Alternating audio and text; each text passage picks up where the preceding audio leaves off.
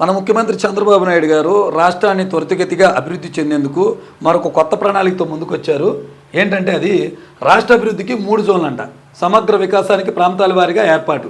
విశాఖ రీజియన్లో 9, అమరావతిలో 8, రాయలసీమలో 9 జిల్లాలు. నీతి ఆయోగ్, సింగపూర్ సంస్థల ఆధ్వర్యంలో విజన్ ప్రణాళికలు రచిస్తున్నారంట. సీఎం సారథ్యంలో ఒక స్టీరింగ్ కమిటీ ఏర్పాటు చేయబోతున్నారు. దానికి సీఈఓలుగా 3 సీనియర్ ఐఏఎస్లు ఉండబోతున్నారంట. విశాఖకు యువరాజు, అమరావతికి మీనా, రాయలసీమకు కృష్ణబాబు ఉండబోతున్నారనమాట.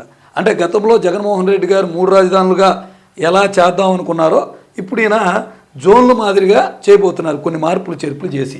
అయితే ఏ జోన్ల పరిధిలోకి ఏ జిల్లాలు వస్తాయి అనేది ఇప్పుడు మనం చూద్దాం.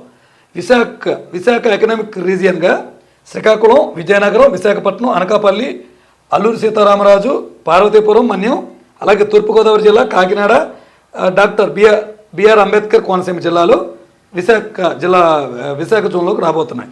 ఇక అమరావతి ఎకనామిక్ రీజియన్ జోన్లోకి రాబోయే జిల్లాలు ఏంటయ్యా అంటే పశ్చిమ గోదావరి జిల్లా, ఏలూరు జిల్లా, కృష్ణా జిల్లా, ఎన్టీఆర్ జిల్లా, గుంటూరు జిల్లా, పల్నాడు, బాపట్ల, ప్రకాశం జిల్లాలు రాబోతున్నాయి.